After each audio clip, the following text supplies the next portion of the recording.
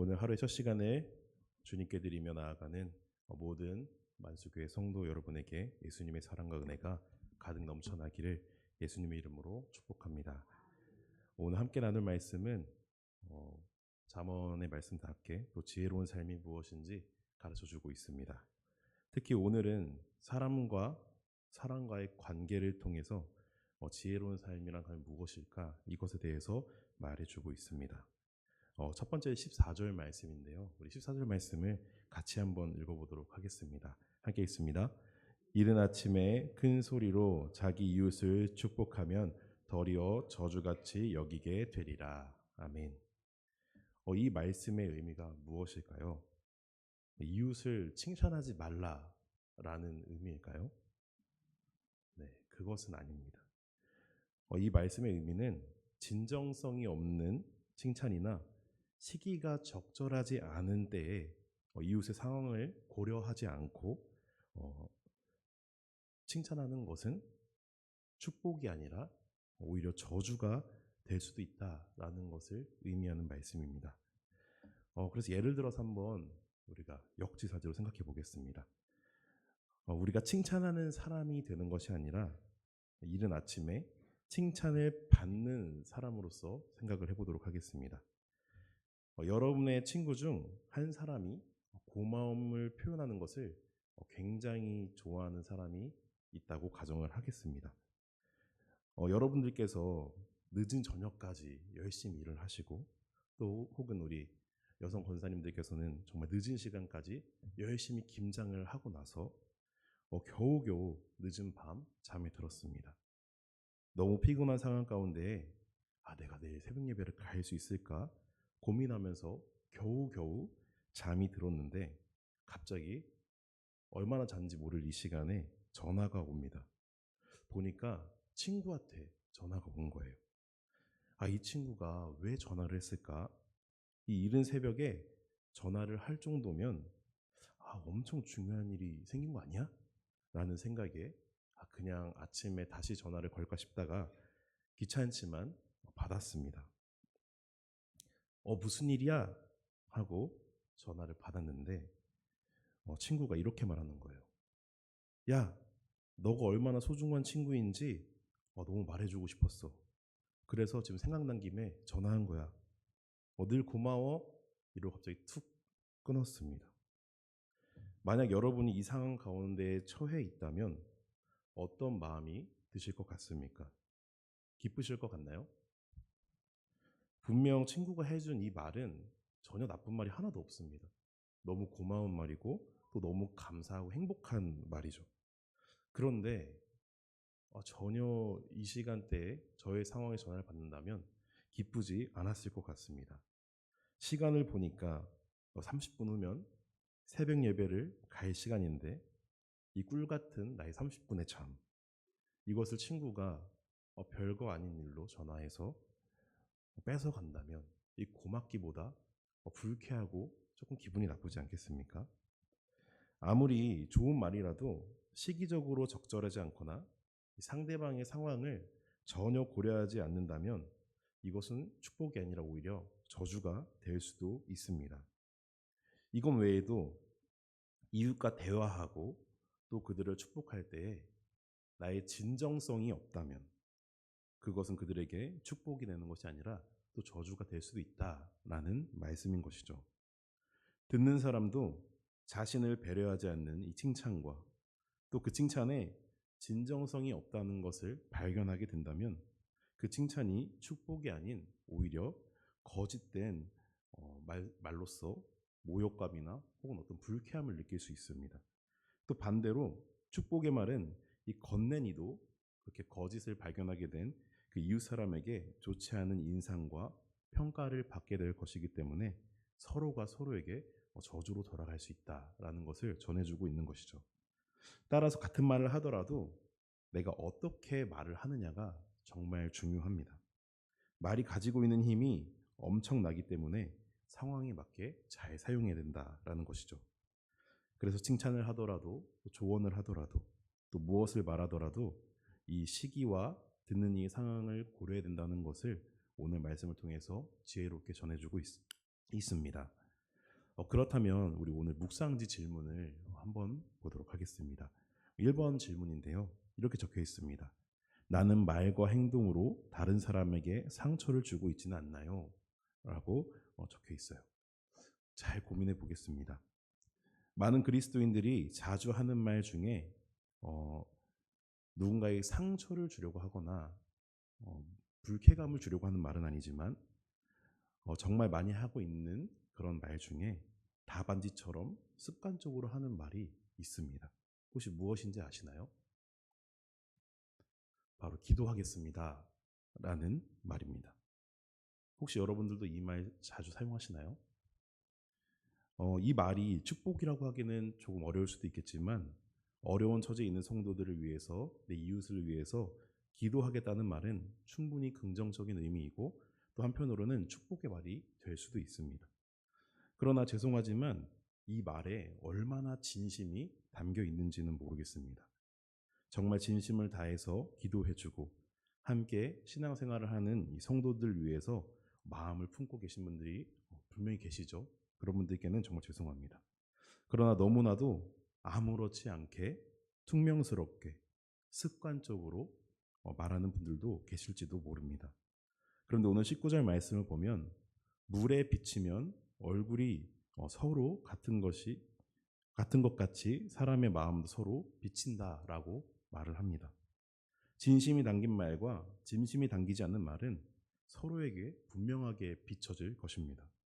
성도와 이웃을 위한다고 말하면서 아무런 진정성이 없이 기도하겠다고 말하는 우리가 되기보다 그들의 상황과 처지를 고려하여서 진정성 있는 위로와 축복의 말을 전하고 그들을 위해서 기도하는 저와 여러분이 되시기를 예수님의 이름으로 소망합니다.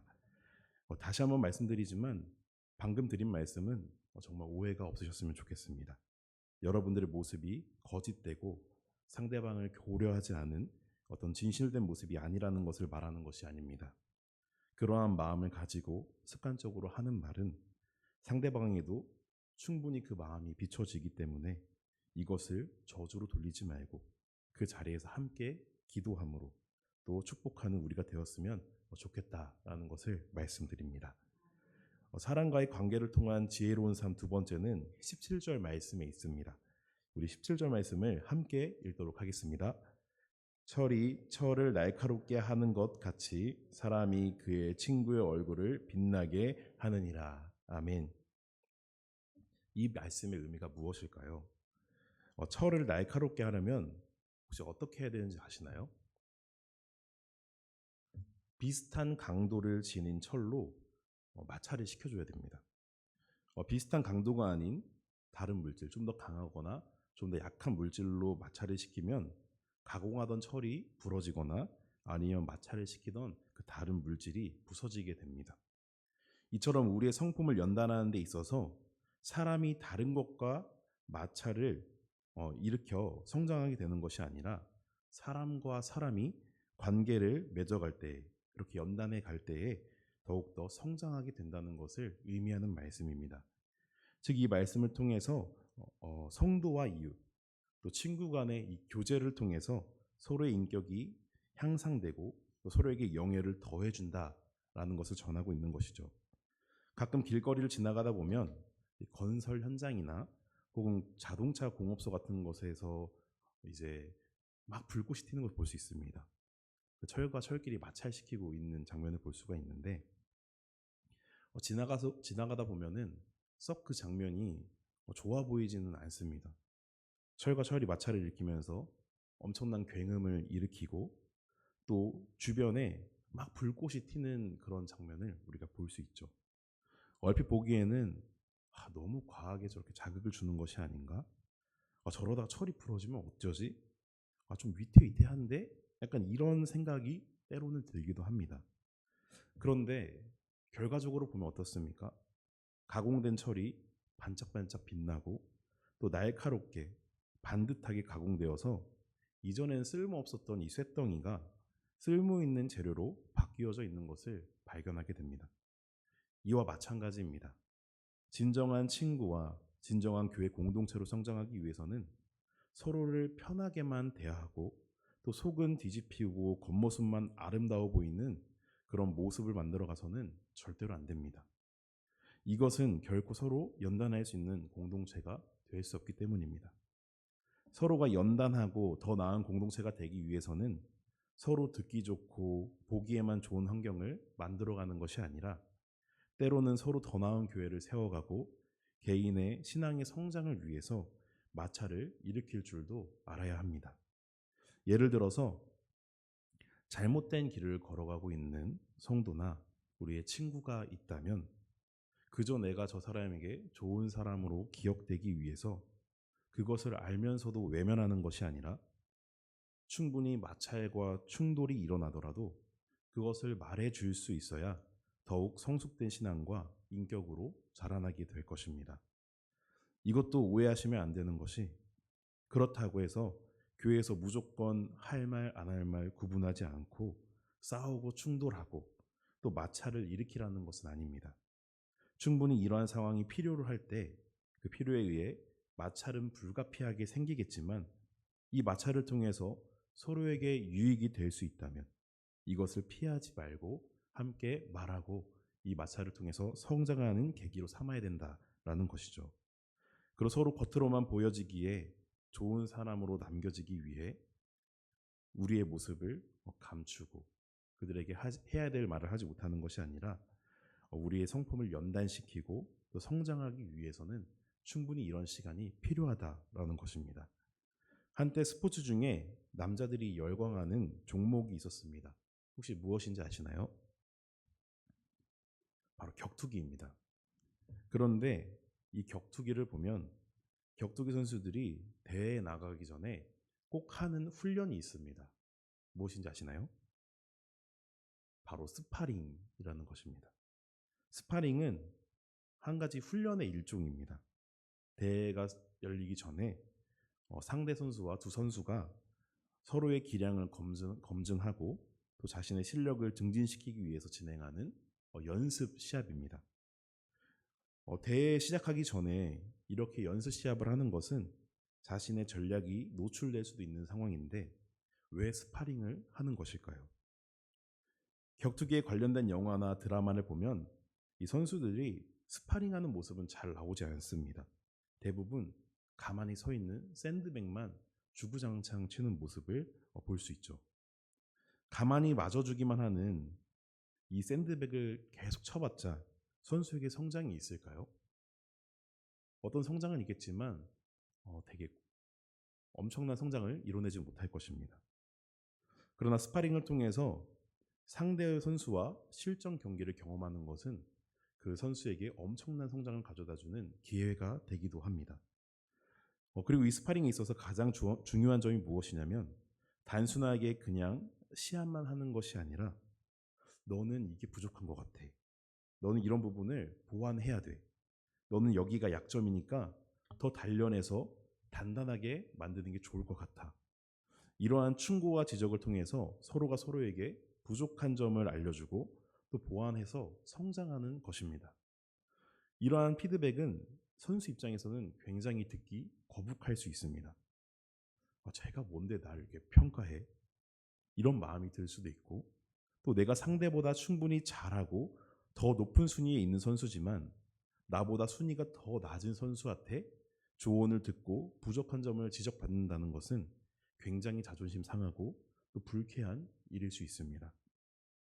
그러나 이런 과정을 통해서 더 나은 선수로 성장하고 부족한 점을 잘 보완해서 더 실력이 있는 선수로 성장하게 되는 것이죠.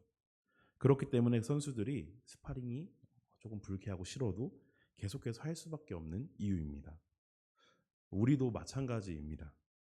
우리가 격투기 선수는 아니지만 우리는 하늘을 향해서 달려가는 이제 경주가 시작되었습니다. 그리고 우리는 하늘로 향해 달려나가는 선수들입니다. 우리가 끝까지 달려나가기 위해서는 계속해서 연단하고 단련해야 되는데 그 중에 한 가지 방법이 서로가 서로에게 더 나은 신앙인이 되고 또 믿음을 소유할 수 있도록 서로 마찰을 일으키는 것입니다. 오늘 묵상지 2번 질문인데요. 2번 질문은 이렇게 적혀 있습니다.